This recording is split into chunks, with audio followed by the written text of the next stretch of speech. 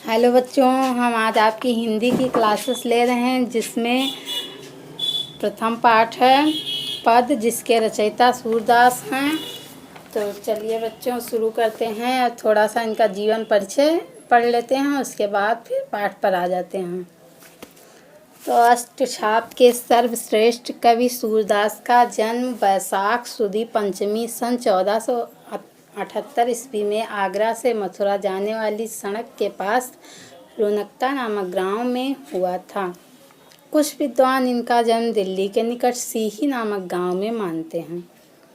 सूरदास जन्मांध थे या नहीं, इस संबंध में अनेक मत प्रचलित हैं। यह बचपन से ही विरक्त हो गए थे और गौ घाट में रहकर विनय के पद गाया करते थे।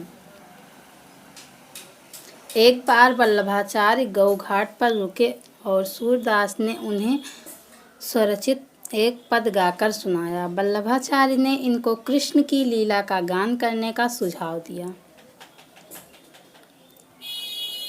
वल्लभाचार्य के पुत्र विट्ठलनाथ ने अष्टछाप के नाम से सूरदास सहित 8 कृष्ण भक्त कवियों का संगठन किया। इनकी मृत्यु गोवर्धन के पास पारसौली नामक ग्राम में सन 1583 ईस्वी के लगभग हुई। अब इनकी कृतियां हैं। सूरदास की कृतियां: सूरदास साहित्य लहरी, सूरसागर, सूरसारावली।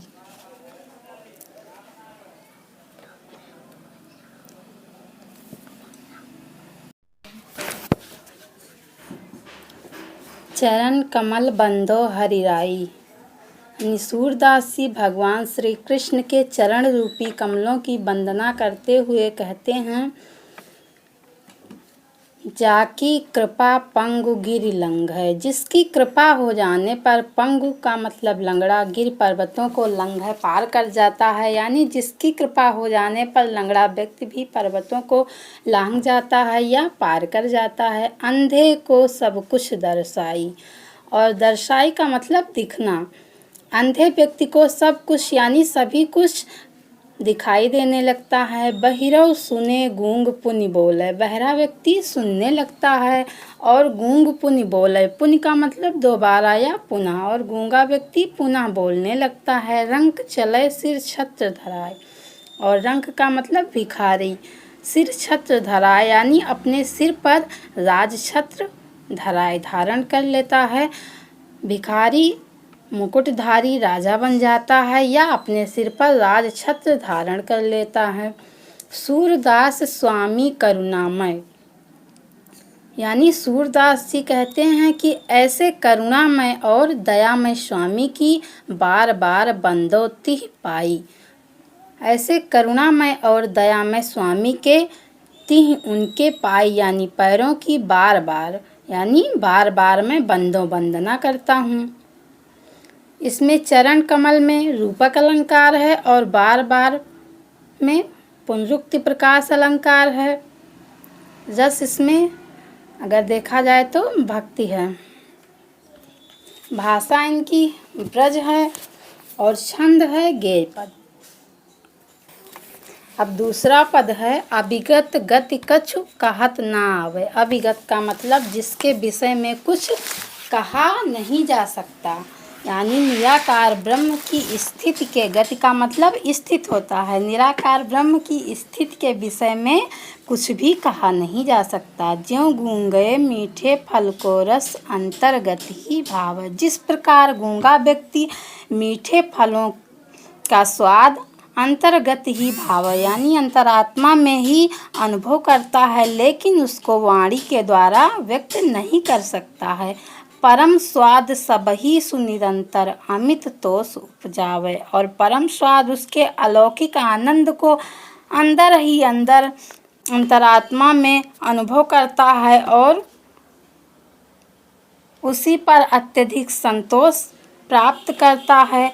उसी प्रकार से मन वाणी को अगम अगोचर। निराकार ब्रह्म को मन और वाणी के द्वारा जाना नहीं जा सकता, वो अगम है, यानी उस तक पहुँचना बहुत कठिन है अगोचर जो इंद्रियों की गति से परे है, यानी इंद्रियां जिसका अनुभव करने में सक्षम नहीं है। सो जाने जो पावे सो वही जाने, जान सकता है जो पावे जो उसको प्राप्त कर लेता है।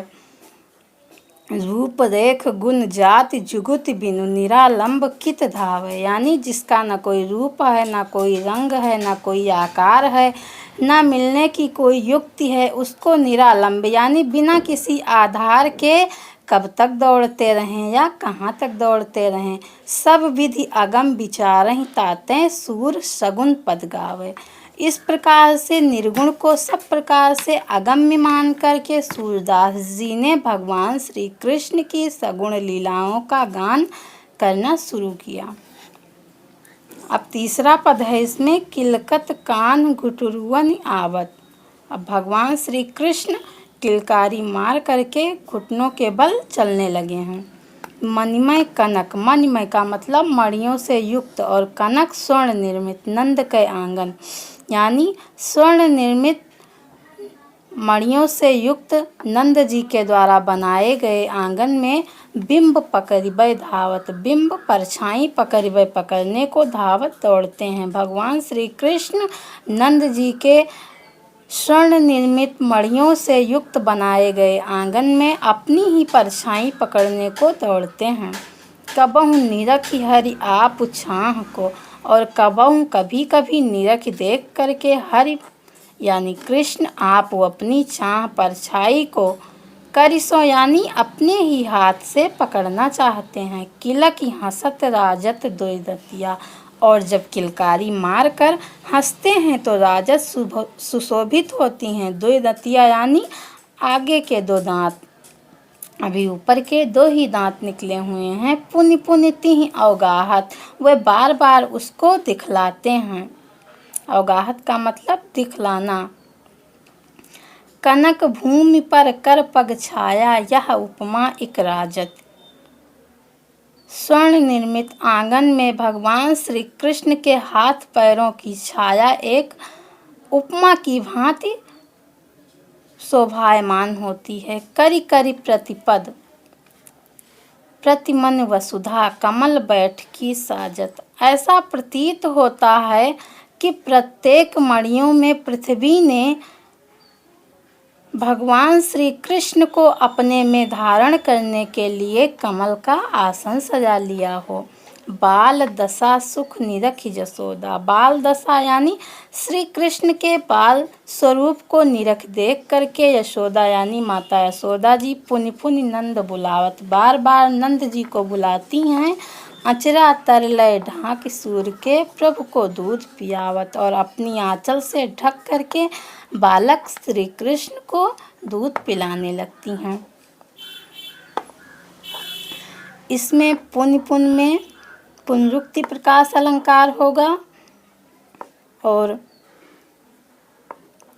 रस में भक्ति होगा, छंद में वही होगा गेय पद, और बाकी सब काव्य सौंदर्य में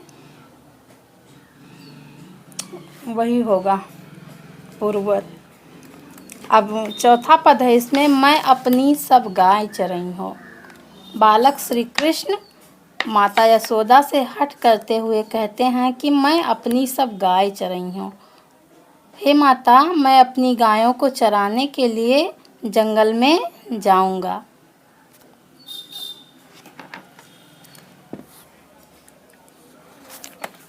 प्रात होत बल कै संग जई हो, तेरे कहाँ न रही हो, यानी प्रातः होते ही मैं दाऊ भैया के साथ जंगल में गायों को चराने के लिए जाऊंगा। मैं तेरे कहने पर घर पर नहीं रुकूंगा। ग्वाल बाल गायन के भीतर, ग्वालों बालों और गैयों के साथ रहते हुए न कहूँ, यानी तनिक सा भी या जरा सा भी मुझको डर नहीं लगता है। आज न सोऊं नंद दुहाई, यानी मैं आज पूरी रात नहीं सोऊंगा। रैनी रहा गो जागत, आज मैं पूरी रात भर नहीं सोऊंगा। मैं बाबा नंद की कसम खा कर के कहता हूँ कि मैं आज जागता रहूँगा। और ग्वाल सब गाय चराई हैं। अन्य सभी ग्वाले गाय चराने के लिए जंगल में जाएं और मैं घर पर बैठा रहूं, ऐसा कैसे हो सकता है। इसके आगे है, सूर श्याम तुम सोई रहे हो, अब प्रात जान मैं दई हूँ। सूरदास जी कहते हैं कि माता यशोदा बालक श्री कृष्ण से कहती हैं कि हे कृष्ण, तुम सो जाओ, प्रातः होने पर मैं तुमको गाय चराने के लिए अवश्य जंगल में भेज दूंगी। इसके पश्चात 5वां पद है, जिसमें भगवान श्री कृष्ण मैया यशोदा से कहते हैं कि हे माँ, मैं गायों को चराने के लिए जंगल में नहीं जाऊंगा। मैया हो न चरई हो गाय, यानी हे मैया, मैं अपनी गायों को चराने के लिए जंगल में नहीं जाऊंगा। सिगरे ग्वाल घिरावत मोसो, सिगरे संपूर्ण यानी ग्वाल, जो ग्वाले हैं, घिरावत दौड़ाते हैं या घिरवाते हैं, मोसो मुझसे, संपूर्ण ग्वाले या सभी ग्वाले मुझसे ही बार बार गायों को दौड़ाते हैं, जिससे मेरे पाई पिराई, इसमें अनुप्रास अलंकार है, यानी जिससे मेरे पाँव में पिराई यानी दर्द होने लगा है या मेरे पाँव दुखने लगे हैं। जो ना पत्याहि पूँछ बलदाऊ, जो ना पत्याहि, जो अगर ना यानी नहीं पत्याहि विश्वास होता हो तो पूँछ बलदाऊ, तो दाऊ यानी दाऊ भैया से पूछ लो, अपनी सौंह दिवाई, अपनी सौंह यानी अपनी सौंह, कसम दिवाई यानी दे करके, और हे माँ, अपनी कसम दे करके पूछना, अन्यथा दाऊ भैया भी झूठ बोल सकते हैं। यह सुन माय यशोदा ग्वालिन, इतना सुन करके माता यशोदा सभी ग्वालों और बालों को क्रोध में आकर के गारी देत रिसाए, यानी नाराज होकर के क्रोध में आकर के बुरा भला कहने लगती हैं, यानी अपशब्द कहने लगती हैं। मैं पठवती अपने लड़का को आवे मन बहराए, कहती हैं कि मैं अपने पुत्र को इसलिए भेजती हूँ क्योंकि ये अपना मन बहला करके आ जाएगा और मेरा कृष्ण अभी बहुत छोटा है। सूर श्याम मेरो अति बालक, मारत ता हिरिंगाई, यानी सूरदास जी कहते हैं कि मैया यशोदा कहती हैं कि मेरो अति बालक, मेरा कृष्ण जो है अभी बहुत छोटा है, और मारत ता हिरिंगाई, रिंगाई यानी दौड़ा दौड़ा करके, मारत यानी परेशान कर लेते हैं या मार डालते हैं, और ये ग्वाल वाले उसे दौड़ा दौड़ा करके परेशान कर लेते हैं।